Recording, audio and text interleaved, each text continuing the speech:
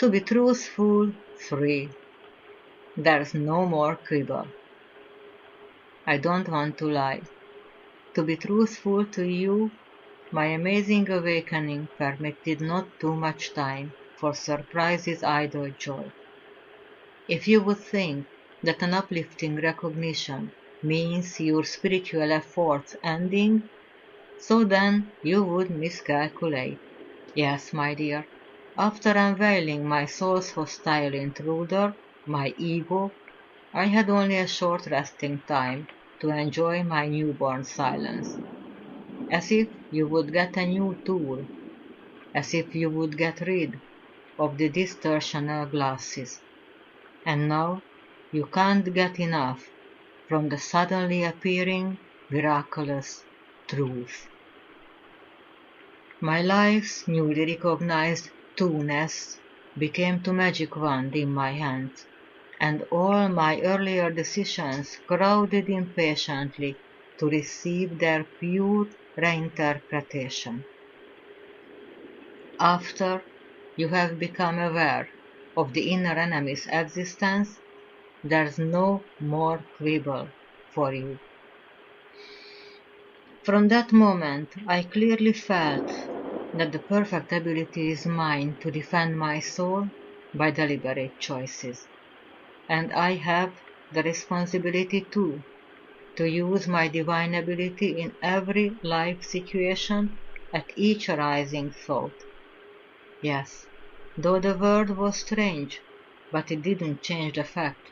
I have discovered our material reality's duality. Yes, dear, duality is an unavoidable necessity of material existence.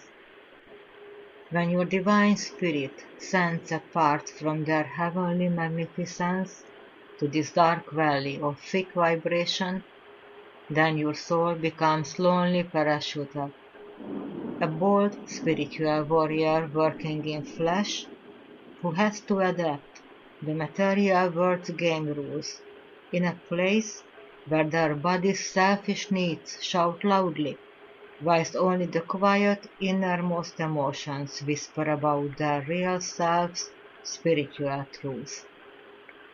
The question is simple. Whose voice do you want listen to? The ego represented material reality can project addicting dramatic games that's so easy for the flesh to play together.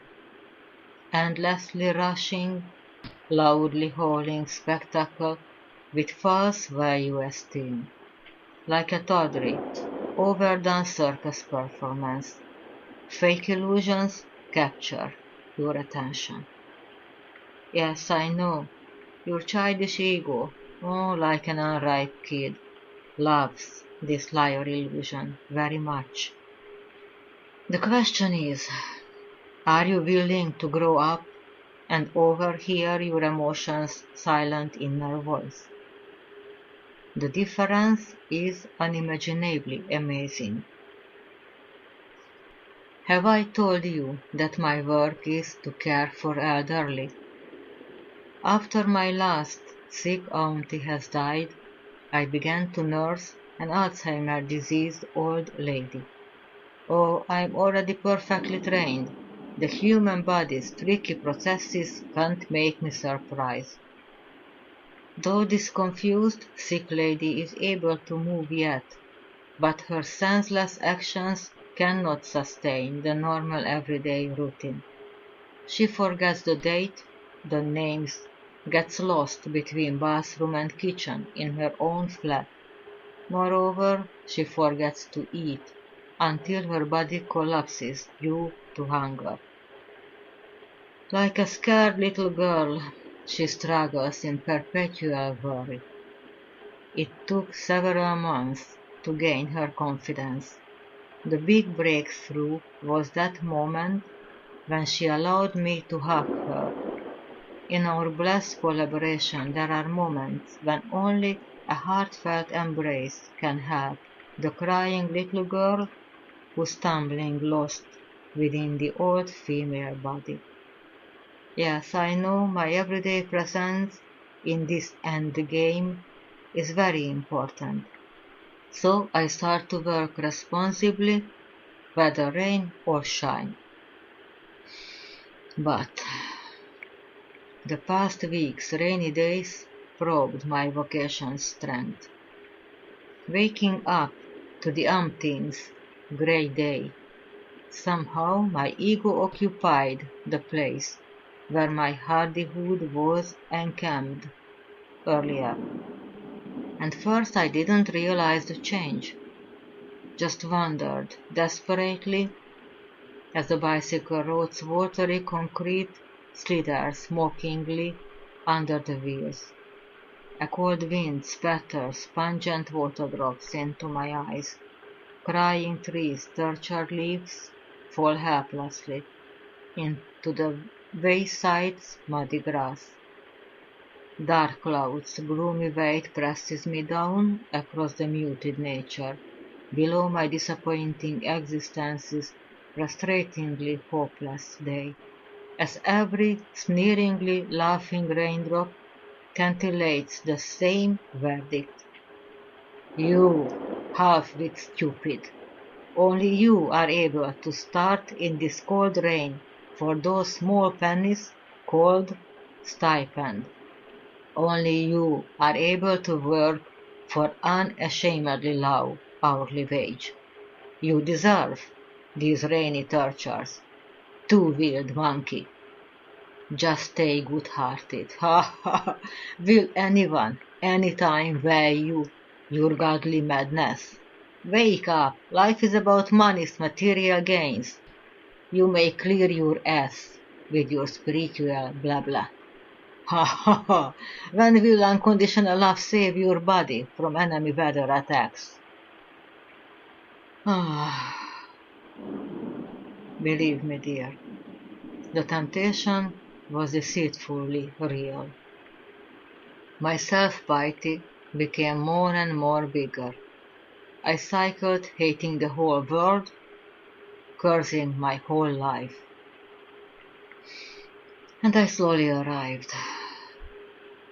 My Alzheimer's diseased auntie smiled at me friendly as I took off my soaking wet raincoat and shoes. Her hesitant, unsteady movements slowed down my runaway anger. This fragile human being received me with unimaginable trust. I held the brown-stained hands deeply touched, as if I would have been reborn.